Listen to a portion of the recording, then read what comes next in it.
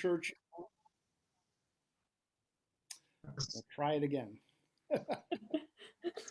Welcome all. I'm Bruce Gillette, pastor here at the First Presbyterian Union Church in Owego. You'll see on another screen Carolyn Gillette, the parish associate pastor here, and Hello. many friends and visitors. We're all here to hear Derek. Derek Green is a member of the church and is a well-known birder, bird watcher, bird expert, all things birds. Derek. Before we begin, we will start with a prayer. Let us pray. Dear God, we give you thanks for birds of all types, small birds, large birds, domestic fowl, migratory birds, birds of prey, hooting birds, whistling prayer, birds, screechers, colored birds, darting wrens, birds too numerous to mention. We pray for them all. We mourn the loss of certain species and pray for the deliverance of endangered ones. We pray for the farm birds and that they may be released from any cruelty and suffering. We give thanks for eggs and feathers, for brave and cheerful songs in the morning, and the wonderful haunting and night prayers of owls, frog mouths, and all nocturnal fowl. We praise the character of birds, their consistency, their desire for freedom, their flair for music, and talent for flying. May we always marvel at that ability to fly. Especially we pray for the disregard of human hierarchy and the ease with which they leave their droppings on the heads of commoners and kings regardless. Grant them fair weather, fresh food, and abundant materials for the building of their nest in spring. Provide them too with perches and roost and pleasant aspect.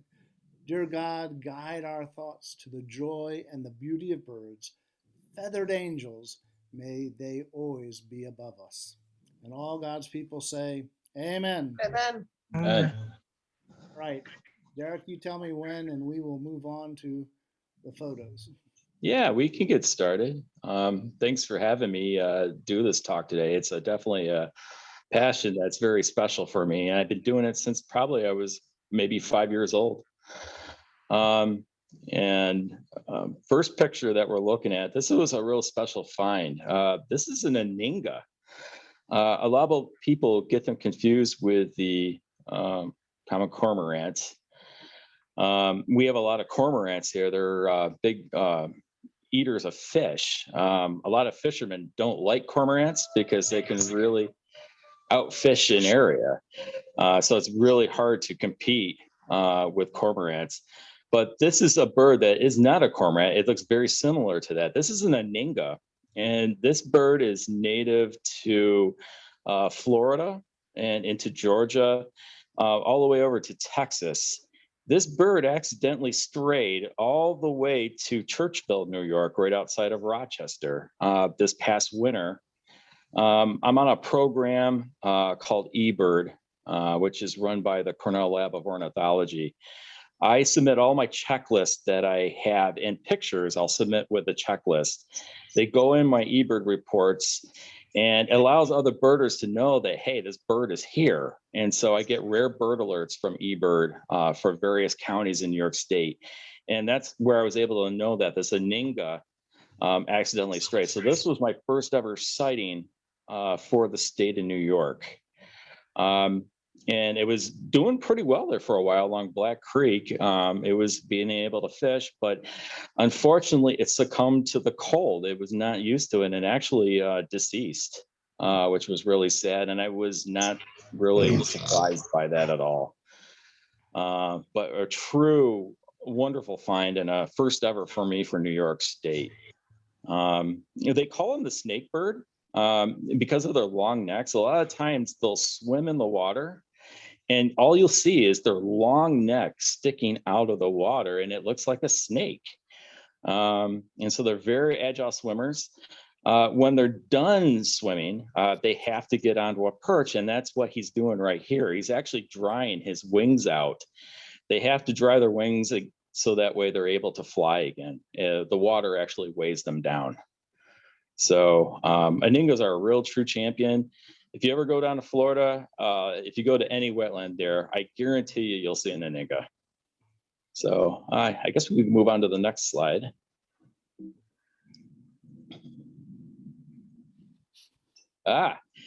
This was a really cool find, and this was actually at Appalachian Marsh, which is a property that is owned and operated by the Waterman Conservation Center. This is an American bittern, and this is actually a heron. They're in the heron family. They are very hard to see, and they have what they call cryptic coloration. So when you look at their chest, it's streaky. And so it actually blends in with reeds. So they'll stick their head up straight up in the air, and they'll actually blend in with the reeds, and they'll actually wave their head back and forth to move along with the reeds. So that way, predators don't find them, and it makes it easier for them to hunt as well. But I just happened to go around on a kind of a rainy day to keep up my checklist streak on eBird. And I just came around this corner right over on the eastern side of the wetland complex over there. And he just was right there, right in front of me, allowed me to get that amazing shot. I probably will never be able to get another picture of a bittern ever again. They have a really weird call. They have air sacs in front of their chest, and they'll do this sounds like a gulp, gulp, gulp, gulp. And it sounds like a frog. A lot of people think it is frogs, but it's actually an American bittern making that sound. And again, they're very secretive. I guess we can move on to the next slide. Yeah, this is a really cool bird. This was actually taken over by on the Chenango River over in Binghamton, New York. There was a report of a cattle egret, and that's what we're looking at right now. They are the one of the smallest members of the heron family. Egrets are always like a whitish color. Most of them are. Usually they'll have like little yellow bills. This guy's got black legs. And he was very easy to find. I ended up going right behind the Kmart Plaza and walked down to the river, and it allowed me to get some amazing shots. The reason why they call them cattle egrets is they're commonly found with cattle. So where they're typically native to is down near Florida. So if you go into any like farm field where they're raising beef, cows or dairy cows, sheep, they'll commonly hang out with the sheep, and they're always found with cattle. So that's how they got that name. And we had a sighting of one actually here in Tioga County. A lot of my friends are Amish, and most of them are birders, if you can believe it or not. So we have that in common, and they'll always call me if they have something really odd over at their residences. And one of my families that I'm friends with in the Amish community live over in South Owego off of the Montrose Turnpike, and they had a cattle egret at their farm, and it was actually hanging out with their sheep. So they're usually foraging for small little crustaceans. They usually will hunt after frogs as well. But yeah, real true champion. They don't come here very often. And again, they're from the southern United States, from like South Carolina down to Florida, over to Texas. Let's move on to the next slide. All right, so this bird is actually in Brick Pond right now. It's been hanging out there for about a 2-week period. And again, Brick Pond is another property that's owned and operated by Waterman Conservation Center. This is a common gallinule. Some other people refer it to as the common moorhen. But they're like a chicken-like bird, but they're in the rail family. So rails have really big feet. And this is a real adaptation for this species of bird. Birds all have various adaptations that helps them to survive in the wild. So these really big feet, you can actually see like how long the toe is right on one of the feet, and all the other toes are the same size. This allows them to walk on top of lily pads, and they can actually stay on top of them, not sink. So it's a great method for them to be able to feed on the various frogs that are in the area, tadpoles. They'll eat macroinvertebrates, they'll eat aquatic vegetation. Um, some people mistake gallon eels with coots. If you go up to like some of our Finger Lakes, you'll have big flocks of coots, and they're the same shape, size as the moorhen, but the bill is a little different. The coot has a white bill. The gallinule that we're looking at looks like a candy corn bill. So it's got a little bit of orange on the top, and the tip is always yellow. And they always have a white stripe along their wing with a white tail patch. But if you go to Brick Pond early in the morning and you walk in really slow, go to the main parking lot and veer to the left on the trail headed in the eastern direction, there's a big patch of lily pads right off the trail, and he loves hanging out in that spot. And had to be really sneaky about it because he spooks really easy and allowed me to get these shots. I guess we can go to the next slide. This is cool. This was found during my Christmas bird count over in Binghamton, New York. We were driving underneath the overpass on Route 17 on Magat Street. And this is a female Cooper's hawk that just had killed a pigeon.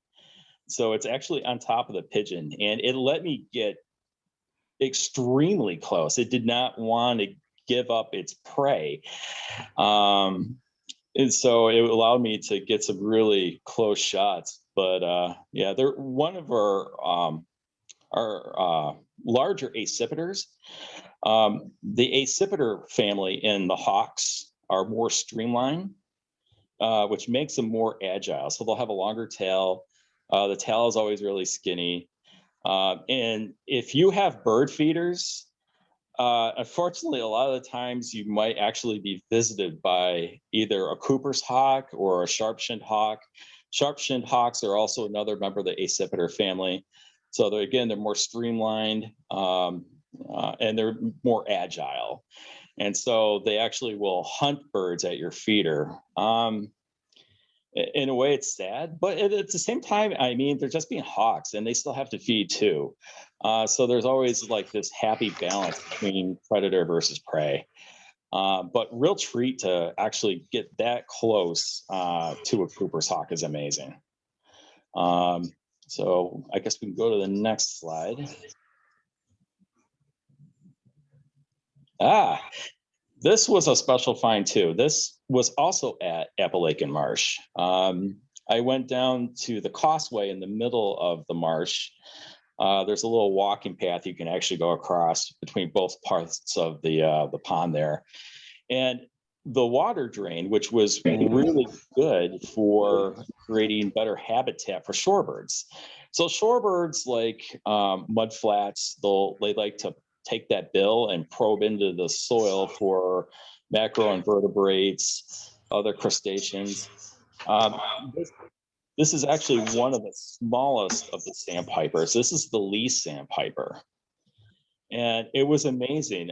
This bird had absolutely no fear of me. And a lot of shorebirds don't. They'll walk right past you.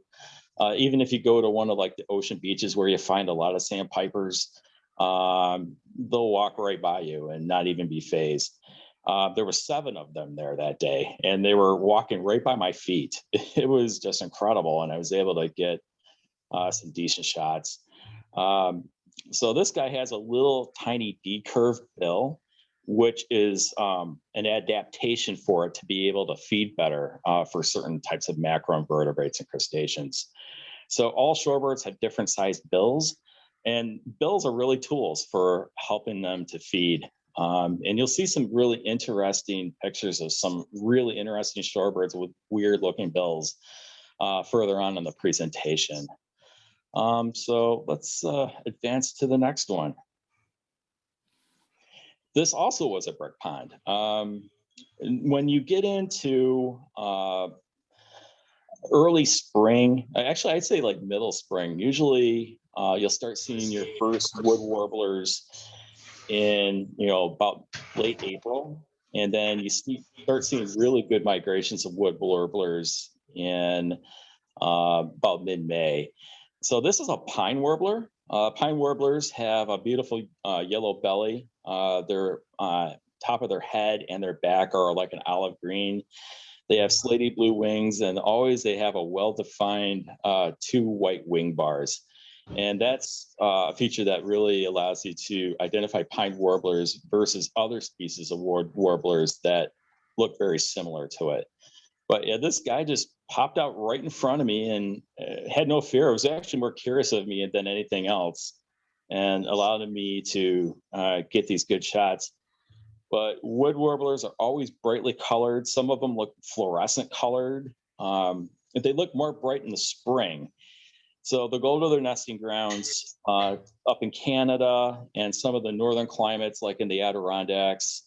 And they have their bright plumage to basically to show that they're able to mate with the female wood warblers.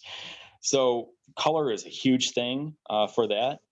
And then once they're done breeding, they lose their brightly colored plumage. So a lot of these same wood warblers will come back through fall, usually late September to early October, mid-October, and they're just not as bright. So you have to train yourself to look at what their colors look like. They look a lot more duller, basically. But warblers are something I always look forward to. It's one of my favorite things about birding in the spring. I guess we can go to the next one. Now, here's another species of a wood warbler. This one is very rare in New York. This is the prothonotary warbler, and they are habitat specialists. The only place you will ever find a prothonotary warbler is in a very wooded area. It has to be in a forested wetland with standing water. That protects its nesting sites. And the other thing that's really interesting about the prothonotary warbler is they're the only wood warbler that actually nest in tree cavities. So certain areas fit that bill. Iroquois National Wildlife Refuge between Buffalo and Rochester is a great place to find prothonotary warblers. They're the loudest of the wood warblers too. They're really easy to hear, and they have a really melodic sound, which is really special about them. This guy, actually, there's a up at Montezuma National Wildlife Refuge, there's an area of standing wetlands and a forested habitat on Armitage Road onto the northwestern side of the refuge. And the Fish and Wildlife Service have actually put up nest boxes for prothonotary warblers, and they're nesting there. This is about the 3rd year that we've actually had the prothonotary warbler nest there. And there's only 3 areas in New York State where they really do nest. You have to go basically further out to the Midwest to find larger populations of prothonotary warblers. So that was a real treat this year, a real special guy. I guess we can go to the next one.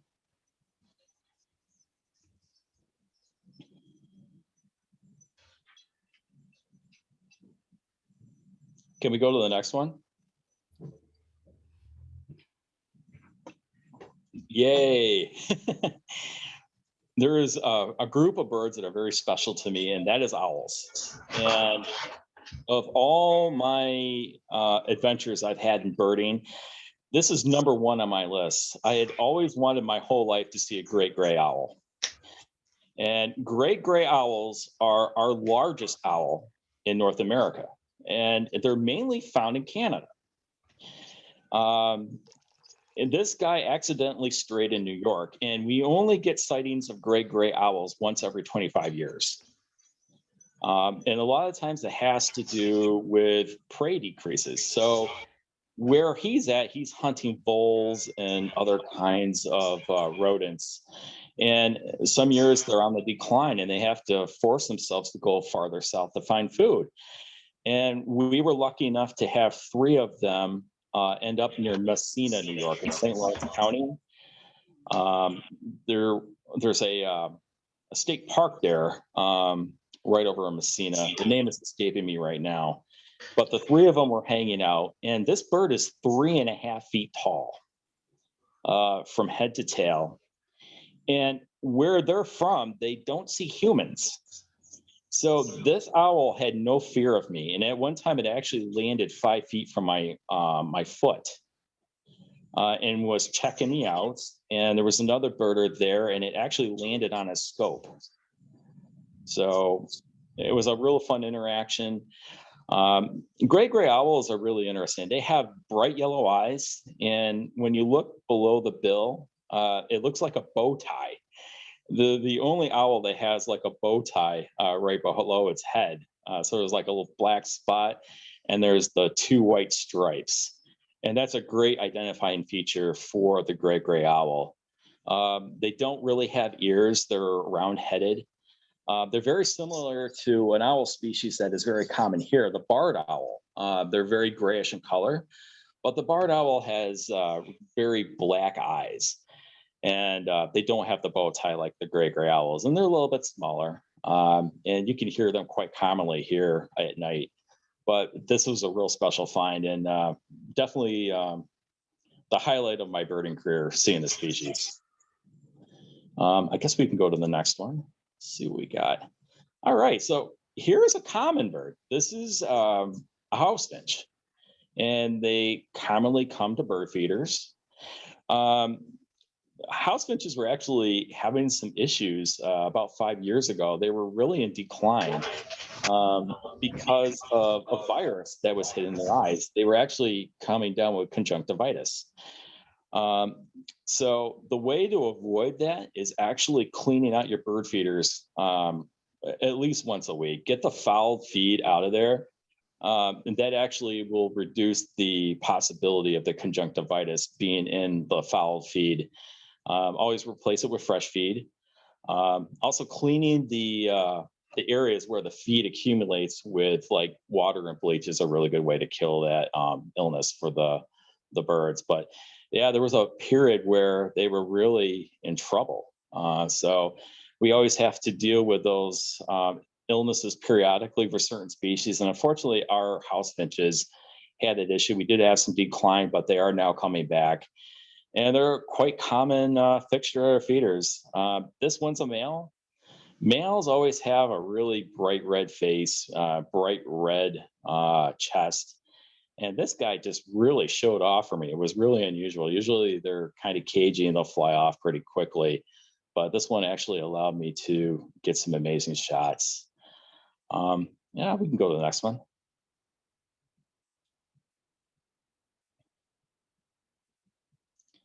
This was fun. This was this past winter. These are long-tailed ducks, and they're my favorite duck. Where you have to go is the Great Lakes during winter time. They migrate in large numbers. They're a sea duck. You'll find them commonly on the ocean. Where they typically breed is up in the Arctic, and Eskimos will commonly hunt them for their feathers to help with their down coats. But these are two males. These were taken up in Rochester, New York, up at Charlotte Pier. That was a great spot for me to actually see winter seabirds. And so long-tailed ducks, their tails are so long and they're flimsy, they'll actually flap around in the wind. And it's always windy up there. So when you're bird watching up in Lake Ontario during winter, when a wind comes across that lake, it's going to hit you like it's negative 25 degrees Fahrenheit. So you really have to dress in your warmest clothes possible. It's a real challenge to get pictures of these guys because of the wind. And they're farther out in the lake. And it was just a real rare treat. For some odd reason, this group of long-tailed ducks actually ended up going down the Genesee River along the actual pier. and they were fishing right in the river, and they would go out a little ways and they would surface right up next to me, and they got used to me after a while, allowed me to get some decent shots. So a real treat to get pictures of long-tailed ducks. I guess we go to the next one. This was at the same place actually, and this guy is always out farther out in the lake too, and it somehow ended up with a group of mallards and was taking handouts. They're usually after fish. This is a lesser scop. Lesser scops we do find around here in our Susquehanna River during migration. Usually once every 2 years, we'll find scops around here, and periodically, but beautiful yellow eye. And the lighting isn't the best on this duck at this time of day, but if the sun hits it just right, its head is actually an iridescent purple color. Again, with the same like scallop, blackish gray streak back with the white flanks on the side and white belly, black upper front chest. But they're a big fish eater, and you do find them out farther out in the lakes. But another real treat up in the Rochester area and Lake Ontario. Next slide, please. This guy is special. Everyone that's watching this probably has seen a ruby-throated hummingbird in our area. A lot of people put out hummingbird feeders to track them. And I get a phone call from a good friend of mine up in Homer, New York, and she's like, Derek, I have a really weird hummingbird that's kind of orangish in color. And they got me really excited because I knew there was a possibility it was a rufous hummingbird. And that's exactly what we're looking at right now. And I spent a lot of time trying to photograph him. And I got to the point where the landowner actually let me back up my vehicle. So where my camera lens was about, I'd say 3 feet from this bird. And it got used to me and it just allowed me to take some pictures. If you look at the throat, it's got a really pretty kind of like purplish color gorget. And when the sun hits it just right, it glows bright orange. So this guy's a juvenile. It has a little more green on the back. The older they get, they'll lose some of that iridescent green pattern. And this is more of like a juvenile rufous hummingbird. There's another hummingbird that looks almost identical to this with the same patterns, and that's the Allen's hummingbird. And so I spent a lot of time with 2 people from the lab of ornithology, and they were trying to distinguish if it was an Allen's or a rufous. They were never able to make that assumption, but most cases it is a rufous, and I believe this to be a rufous hummingbird. But real special find, and it left around October and to go back home. If you go to the next slide, please. All right, so we were talking about weird looking shorebirds. And I don't think there's a shorebird that is weirder looking than the American avocet. And that's exactly what we're looking at here. The real big feature is its bill. It is so long and it gets curved at the end. This was actually seen up at Montezuma National Wildlife Refuge about 2 years ago. It was an unusual find. It got blown off course because of weird storms and tornadoes out in like the Midwestern states and the Plain states. You typically find American avocets more towards the Rockies too. And he just got blown off course. This is actually in breeding plumage. Their head and their neck usually turns like a peachy color. And then when winter hits, they molt those feathers and they actually get more of like a grayish plumage for their head and their neck. So they're long-legged, which is very helpful for them to actually hunt. They like to get close to shore, and they take that specialized bill, and it's curved for a specific purpose for feeding. It actually will flick that bill back and forth into the silt, and it helps expose different crustaceans, small clams, and they're able to digest those. But again, that's a good example of how evolution works with a lot of birds. And this bird developed this special adaptation to help it feed better. And it allowed really a real close approach, which was really fun. Birders came from all over New York to see this guy, and actually from other states. I actually talked to a guy from Connecticut that drove all the way to Montezuma just to see the American avocet. Definitely one of my highlights of my birding career was to see this guy. Let's go to the next one.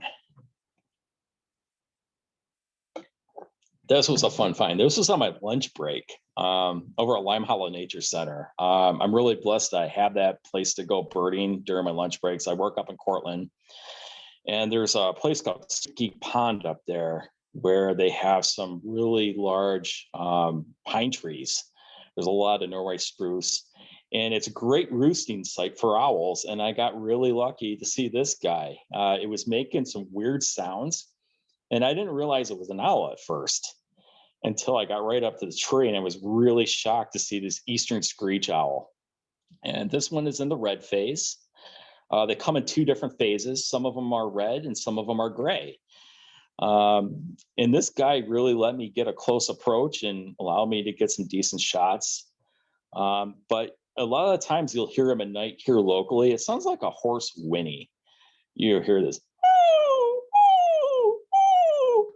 and they'll continue to do that back and forth. And where I live in Newark Valley, I actually get serenaded by one every night, which is really cool. But yeah, real special guy. And he's one of the smallest owls. The only owl that's smaller than that is the northern saw-whet owl. And we do have those in the area too, but they're not as common as the eastern screech. I guess we can move on to the next one. All right. So we had an interesting year with winter finches. We get many species of finches that are found up in like Canada and some of the more northern climes. And when you get a bad seed crop up in Canada, they're forced to go farther south to find feed. So this is a common redpoll. And this guy was one of 25 individuals that were visiting my parents' bird feeders this past winter. And what they normally feed on are birch seeds. So when you have a really poor season for birch seeds, they're going to try to go farther south to find their food source. So a lot of people that were feeding the birds were really blessed to actually get to enjoy a different type of finch coming to the feeders. Common redpolls are really easy to recognize because they have a bright violet cap right on the top of their head above their bill, and they have a black chin. Males actually have a pinkish color tinge to the chest, so this is a male common redpoll. The females lack the reddish tinge to the chest, so it looks just like white with like little brown streaks. But they really will eat you out of house and home. And there's a guy up north in Canada that actually does a winter finch forecast every year. And so he takes a look at the cone crops, the seed crops, and he makes some predictions to see what kind of species of winter finches will find their way farther south. So we were lucky enough to have the forecast come true for the common redpoll. And a lot of people were seeing red crossbills, another winter finch. They particularly like to eat the seeds out of white pine cones. I was lucky enough to see those this year. And a lot of people actually had evening grosbeaks at the feeders this year too. So that was another winter finch. So I always look for that report every year. And it was great to have redpolls. Next slide.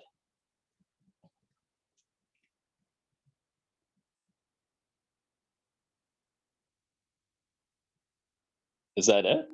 I think you want me to go through them one more time just to make sure we got them all? Sure. Why don't we do that?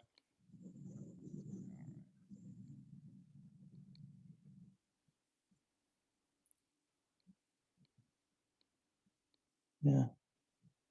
Got that one.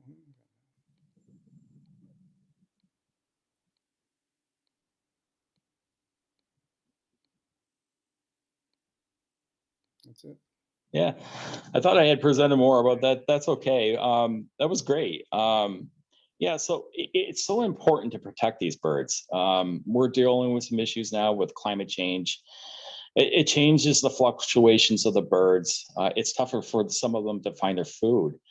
we're seeing birds that typically you would only find in more southern climates, and they found their way here and have become very well established. You look at like species like Carolina wrens.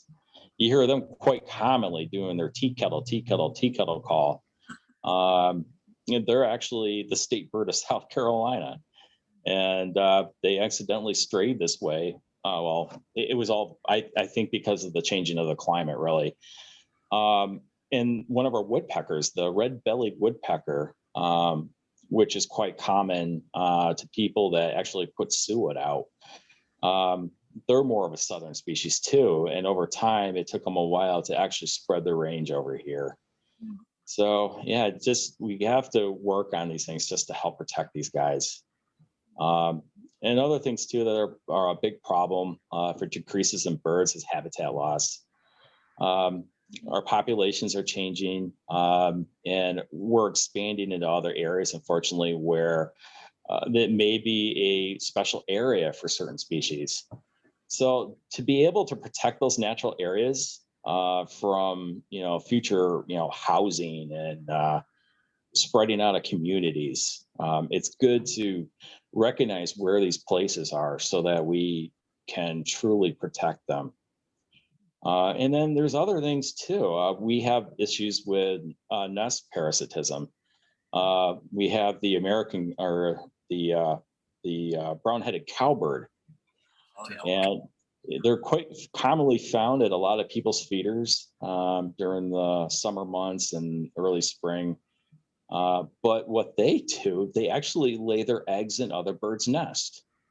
Oh, yeah. And what happens is their egg is actually a lot larger than the native bird's egg. And so what happens is they actually will kick out their eggs of their own young and they raise this cowbird. So they've been a big problem with bird populations too. And when we came here to this country, we actually brought here European starlings and house sparrows. They'll overtake nest cavities and outcompete birds that are native here. And that's another part of a decrease in some bird species.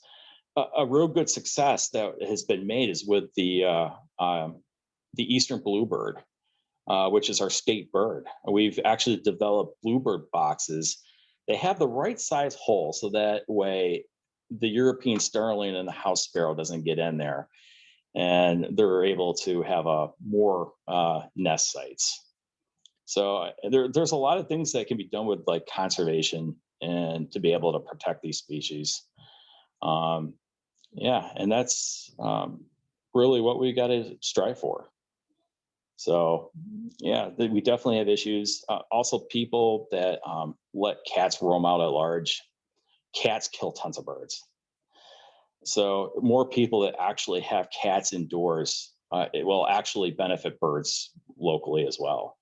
So we have a lot of things that are real detriments to our bird populations. But if we are able to get a hold of our government and let them know the importance of birds and to be able to protect them, we can ensure that we'll have beautiful songbirds for years to come, for generations to come. And I'm hoping that people will listen.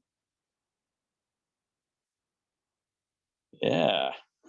So that's pretty much what I have tonight for this talk. But I hope it was informational for everybody, and I hope you learned some new things. Derek, you'll take some questions, right? Yeah, I'll absolutely take some questions. Okay. Derek, Yeah. we a couple of years ago with a very aggressive robin banging into our front window, apparently seeing a rival, and it decided to take care of that rival and bang into the window. I see that commonly with robins, actually. Robins are very territorial, especially the males. And when they see the reflection, they're going to attack it. They think it's another robin. I see it commonly with cardinals too, usually with both of those. A good way to do that is put a window decal They sell some at the Lab of Ornithology, Wild Birds Unlimited, that looks kind of like a hawk. It's a black silhouette, and it actually works. I it- tried w- all kinds of things, you know, I put tape on the window and it still would come after it. And the only way that I finally got rid of it in a way was I put a hanging plant off on our porch that was right in front of the window. And so then the female came and nested actually in the hanging plant. So that was, you know, kind of a nice thing. But I wanted to ask if I could, I don't know, you know, we get these little brown birds, I think they're sparrows, and they come in flocks of like 100 or 200, and they'll go sweeping around, you know, cheeping and twerping, and then they'll stop in the tree, and then they'll run off somewhere else. Now, are those the house sparrows that are troublesome, or? they I mean, most certainly are. I enjoy watching them. There's so many of them. They seem so happy, and you know, but they're just sparrows. I know. Yeah, no, and it's fun to watch them. Yeah, they're very interesting, and definitely every bird species has different mannerisms, different behaviors. So that's always good. And, I wanted to ask a question about bluebirds. We have a bluebird house, and we enjoyed watching the bluebirds go in and feed the young and fly back out, get more food, fly back in. When should we clean that house out? I understand that, you know, occasionally you need to go and clean out the previous nest. Yes, October is a great time to do that. Okay. So, and I always recommend people to actually put a screw in the door of the bluebird box, because raccoons like to actually go in there and actually harvest the eggs. Yeah. So we have a cotter pin in it. But maybe the screw is more effective. A raccoon could pull that cotter pin out, maybe. yeah, and they're known to do that. Actually, their hands are so nimble, and they're more nimble than our hands, and they can open anything. So actually getting like Phillips head screw into the bluebird box will actually help protect the bluebirds in there. Good. Yeah. Hey, Derek, we'd Yeah. love to have a presentation at Waterman. We would love to see this up at Waterman. And hi, Waterman members. I know Len and Judy and Miss Kellum. There might be a couple other of you that are Waterman members. Joan, hi, Joan. We would love to have you come up and do this presentation for us. I'd be happy to. Yeah, it'd be my honor. Wonderful. It is being recorded on YouTube, and being recorded and will be on YouTube on the church's website. So if people Thank you, Bruce. Yeah. Other questions? Derek, this is just an anecdote. We have several pair of rose-breasted grosbeaks. So there's one male that we have two feeders hanging side by side. One's kind of for bigger birds, and one has a mesh so that only little birds can get in. So the rose-breasted grosbeak goes to the bigger feeder and gets a seed, and then goes to the top of the other feeder and uses it as a table and eats, and then goes back, gets another seed, goes back to the table, then goes to the seed, and so on and so forth. We've had a lot of laughs over that this summer. I bet. It's a blessing to have them. Rose-breasted grosbeaks are great. We get them every summer actually too, and they're fun because of their migration. They go every year in the winter to Peru, and then they leave Peru and they come back up here. So I'm sure they come back to the same families every year, and I think we get the same families of rose-breasted grosbeaks. They just know to come to my parents' house. Well, I hope he comes back. Yeah, I'm sure he will. If you keep feeding them, they'll come. Yeah. Yeah, Len. Yeah. Well, I grew up around Baltimore. Of course, we had Baltimore Orioles. Oh, yeah.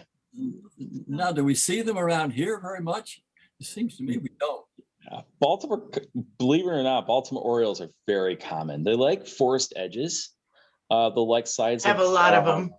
Yeah, they like edges of like forests. So my parents' house is actually right on the edge of a forest. You'll find them in the tippy tops of the trees. They make a really large nest that's got a deep sac, and it's made mainly out of spider web. With They're some twigs. weavers. They're they're weavers. weaver birds. Yeah. Yeah, they are. And we actually have a pair of them up at my parents' house right now. Great place to see Baltimore Orioles would be Hickory's Park. I've seen them quite frequently over there. Appalachian Marsh is another good spot where I've seen Baltimore Orioles. And we're getting a different species of Oriole actually starting to get established. And that's the orchard Oriole. They're a lot more smaller than the Baltimore Oriole. They have the same black head, but instead of having the orange plumage, they actually have a chestnut brown color plumage.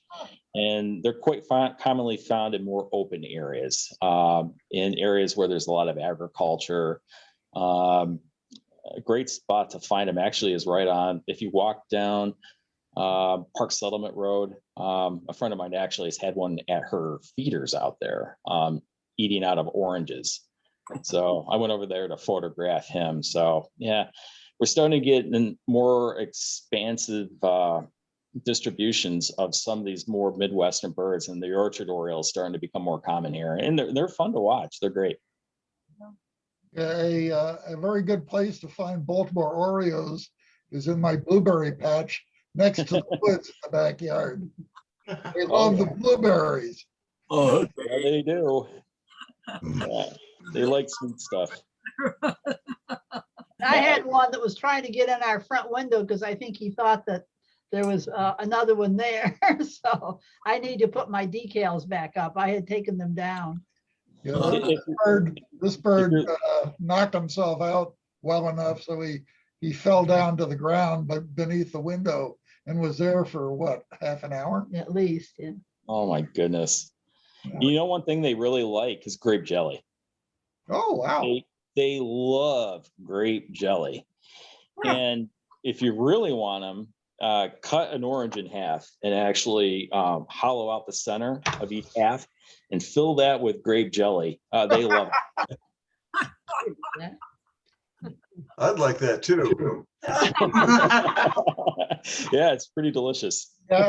When the blueberries get ripe, I want everybody else to do that, please. Yes.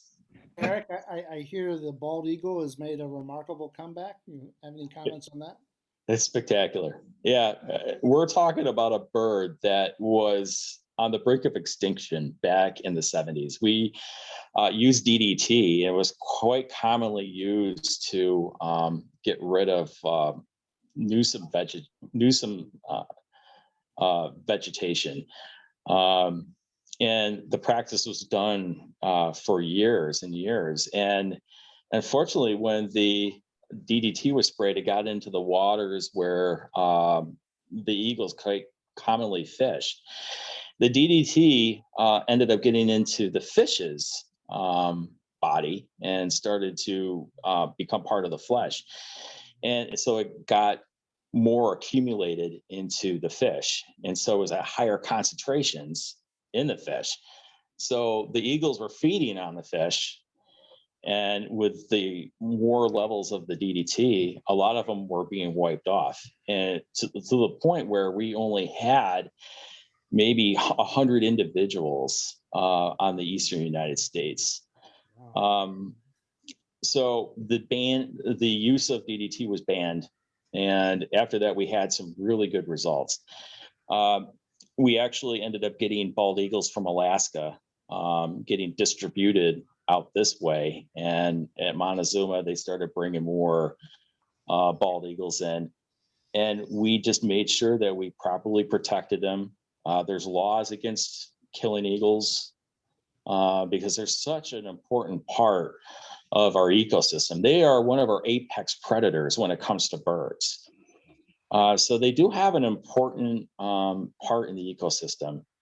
But through the years of conservation, it was a real wonderful news story when the bald eagle was actually taken off the endangered species list. So it came from a lot of hard work, banning DDT, and just having proper conservation practices. And now we see bald eagles every day. I don't even know a day that passes where I don't see a bald eagle. I saw one this morning on my way into work right on the Owego River over by Marathon. And you're finding more and more nest sites, quite commonly seen here in Tioga County and other areas in the state and all over the United States, truthfully. Are there any local birds that are threatened today? Yeah, absolutely. There's many of our songbirds are threatened today. And we just have to learn from our past, bad decisions that we've made, and learn from those decisions. A lot of our wood warblers that I truly enjoy, their numbers are decreasing. Every year I go out looking for them. It starts to get more challenging to find some of them. This year was a challenging year for me. And I always keep tabs with my Amish friends because they're always looking for warblers too. And we're always kind of figuring out where the certain species of warbler are. But wood warblers are definitely taking it on the chin. That's a really one glaring example that I'm thinking of right now. Certain species of sparrow too, that are more like a niche for habitat. A lot of our native grassland birds. If you go, and this is a fun drive actually. If anybody has a chance to go up to like Welch Road and Patton Road, right here in the town of Owego, there's some actually nice grasslands where the grass isn't harvested very often. And it allows for proper habitat for bobolinks, which are in the blackbird family. They're a species that are really in danger of habitat loss. And there's programs out there through like the USDA, NRCS, called the Grassland Habitat Incentive Program. And it actually works with farmers to help increase grassland habitat. So that way you get species of like bobolink, savanna sparrows, grasshopper sparrow that really need this kind of habitat. And the farmer gets an incentive for being able to, produce these areas. So we get some help from the government and they see it as something that's really important. So you do see some success from things like that. I have another type of question, which is, Yeah. you go out and around so much, how do you deal with the thought that you might get a deer tick? That's a great question. And it's something that's always on my mind. I spray my clothing, I spray my shoes, and I spray my pants all the way to my knees with a substance called permethrin. Yeah. And you can buy that in Walmart. Oh, it throws everything in the back seat. Power and Paddle has it. Yeah, and it works wonders. You can actually spray that on your clothing and your shoes, and it's effective for up to 2 weeks. And even if you had to wash your clothing, it stays on your clothing. Yeah. So it's good to have a couple bottles. It comes with a little spray nozzle, and you just spray it on. And I don't pick up any ticks. But I strongly urge anybody that's in an area where it's not really well mowed, just to do a tick check I do it once every 15 minutes. And that's a big thing. Just check your legs. And they always work from like areas of low to high. So they're hanging around in the grasses. We mainly have the black-legged tick, formerly known as the deer tick. And again, they're really tiny. They're questers. So when you brush by, they're going to hook their little feet into your clothing. And that's how you end up picking up the tick. But definitely doing a tick check is huge. And then just remove it. When you get home, when you go any place for a walk, even actually doing your own like activities in your yard, even gardening, you can pick up a deer tick. So I strongly urge anybody just to take a shower afterwards, because a lot of times they'll wash off. And then that's a good opportunity to do a more thorough investigation, just to check all parts of your body, just to make sure they're not hanging around. They like areas of warm, and so they know that as a blood feed area. So that's why you gotta really do a thorough tick check. Did you say every 15 minutes? I do it every 15 minutes. I just am very careful. I mean, if you were to go out for like an hour and then you just go back to your car, I would just do a really thorough tick check then before you get in. Just make sure nothing's crawling on your pants. Most of the time, you're going to start seeing them actually on your shoes, and you'll start seeing them moving up your pants. They're very slow moving, so it does take them a lot of time to get up to higher areas. Yeah. Well, thank you for that. Scared the living daylights out of me. Yeah, ticks are nothing to mess with, and it's definitely I consider a hazard when you go out to look. But if you're prepared, you know what to do. You've got a really good chance of not picking up any ticks.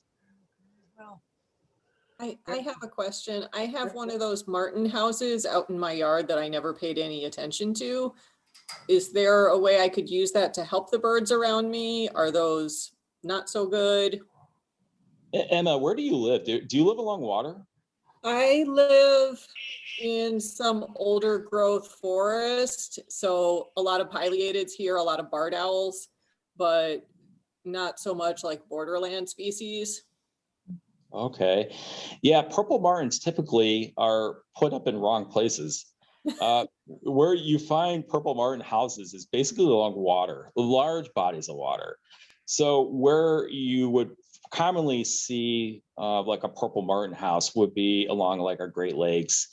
You find a lot of purple martin houses on our Finger Lakes. And they are inhabited by purple martins. They're in the swallow family, and they like those nest colonies. Those also have to be cleaned out.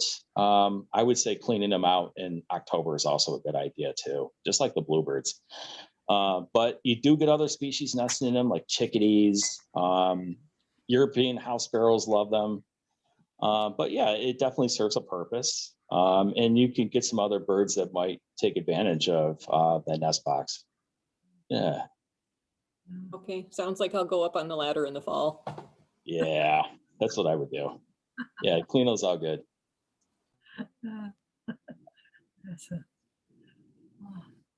Other questions? Derek has been known to welcome company just about any day of the week after he's done work to go bird watching, right, Derek? I mean, you're. I do. Give me a call sometime if anybody wants to go out with me. I'm more than happy to take people along with me. I drive from Cortland down to Owego, and I really like birding along the Susquehanna, and I'll hit Brook Pond, Appalachian Marsh, Hickory's Park. I don't hit them all, obviously, each day, but I try to switch it up once in a while. One place I really do like walking is along Owego Creek over by the Little League fields here in Owego. There's some really good birding over there, and you get some good exercise doing that too. What kind of camera did you get these beautiful photographs with, Derek? Just from a simple Canon Z135. It's not that big. And that's the great thing about this hobby. You really don't have to spend a lot of money to enjoy birding.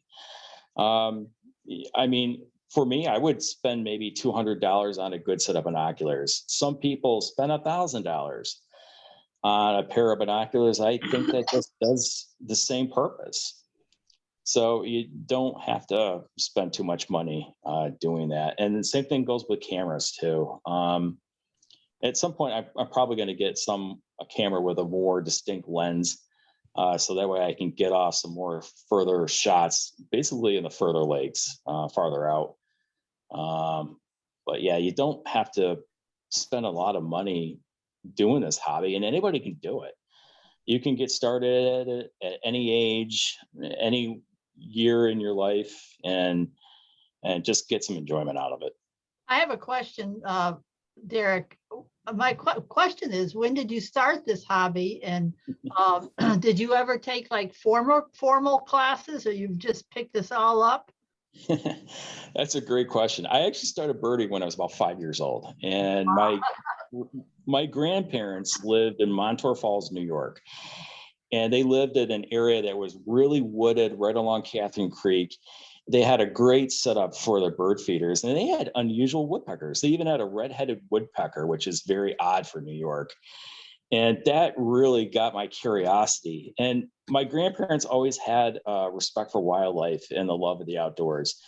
They had field guides all over their house. And there was one field guide in particular that was back from like the 50s. And it had old original prints of Fuertes, who was a common painter of birds.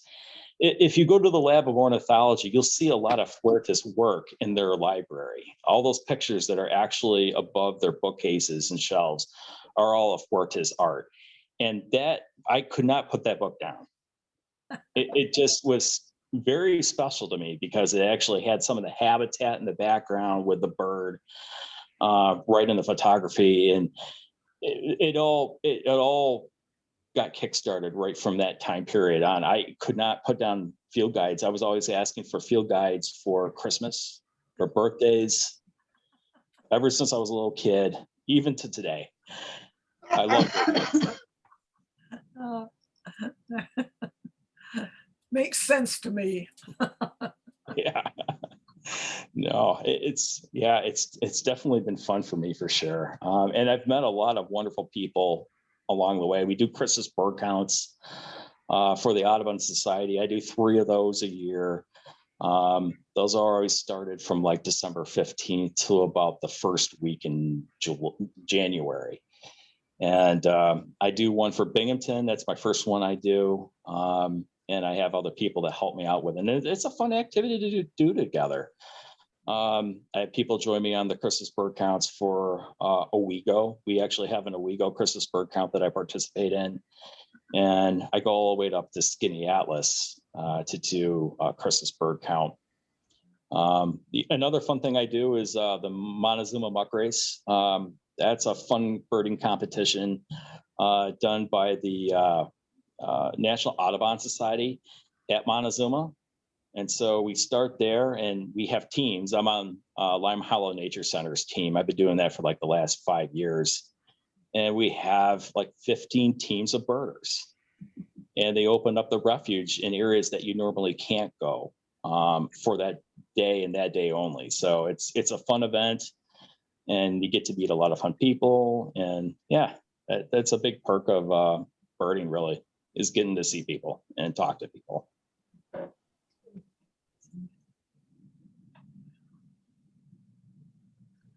If you were to buy one field guide, which one would it be?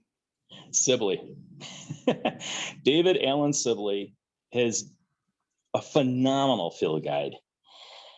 And his paintings are very good for identification. So if you're getting new to the hobby, it's a decent field guide. It's big enough where you can actually take it and put it down as just like a coffee table piece, but it's small enough where you can actually take it with you in the field.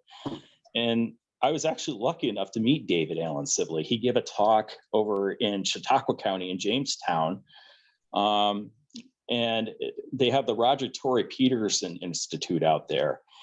And he gave a talk about how he started doing his book. And he had some of his initial original paintings that he did.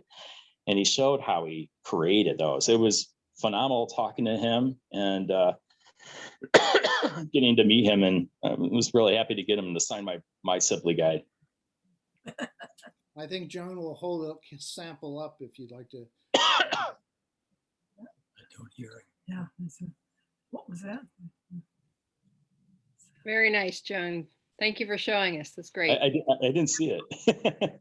Wonderful. Wonderful. See, Joan, maybe you can't with the Kindle. I don't know. Yeah, with a Kindle, I don't think you can see all the pictures. But she's holding up a copy of the Sibley Field Guide for Birds. Yeah, and that one I really highly recommend. a really good one too is the Crossley Guide to Birds. That's meant to be more of a coffee table book, but what he's actually done is he's actually photographed the birds in their natural habitats, which is really good. So it's a teaching book.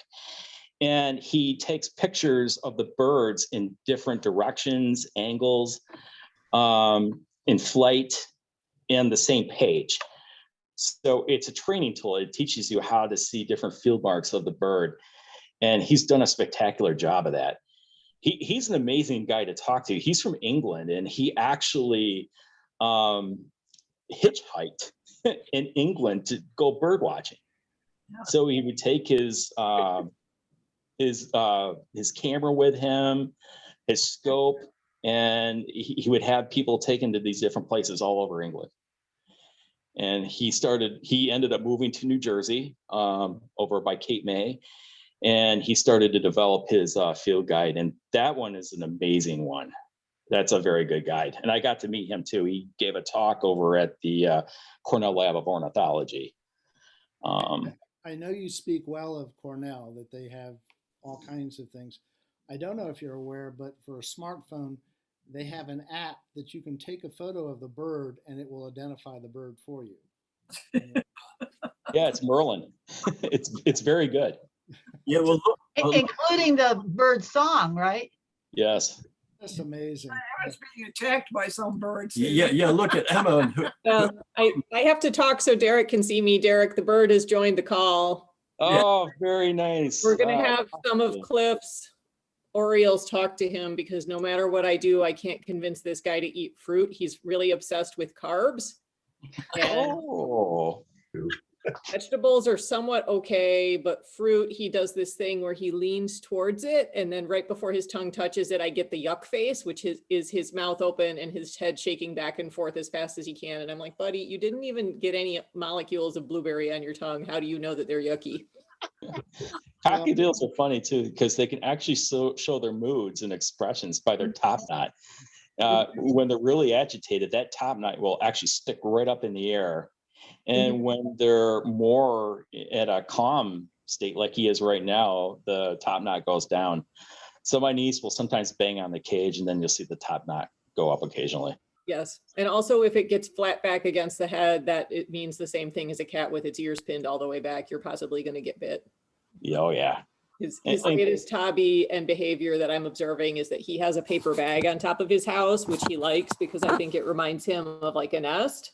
Oh, And yeah. he's really, like a lot of captive parrots, been enjoying knocking the paper bag off the back of the cage. Captive parrots take a lot of pleasure in throwing things. Oh, yeah. Well, Emma, you win the prize for bringing the subject right up on the screen for us. Well, the subject is wandering back that way on his native habitat, which is a couch. That's great. Yeah, we love our cockatiel. We've actually had them for 28 years. Really? Yes. Oh, Oh wow. my goodness. Yeah. Yeah, I remember getting them when I was in 11th grade in high school. And yeah, and that bird is just like a dog. It likes its ears scratched, and yeah, it's really nice. Oh, that's yeah. Yes. 20. Yeah. See, but well, yeah.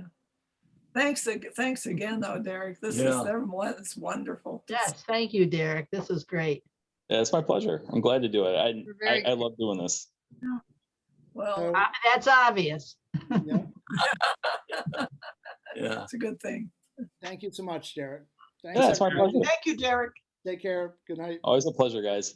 Thank you. Good night. Good to see you all. Yeah.